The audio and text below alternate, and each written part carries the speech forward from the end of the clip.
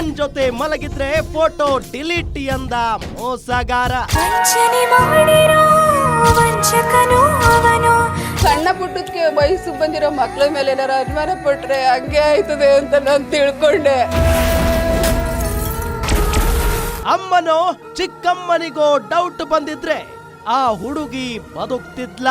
ಕಣ್ಣು ಮುಚ್ಚುವ ಮುನ್ನ ಮರೆತೇ ಹೋದೆಯ ನನ್ನ.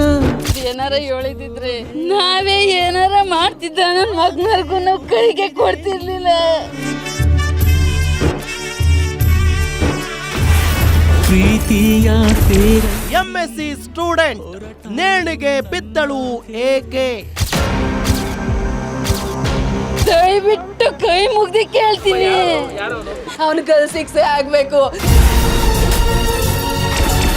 ಅಭಿ ಚೀಟ್ಸ್ ವರ್ಷಿಣಿ ವೀಕ್ಷಿಸಿ. ಇದೆಲ್ಲ ಬೇಕಿತ್ತ? ರಾತ್ರಿ 10:30ಕ್ಕೆ.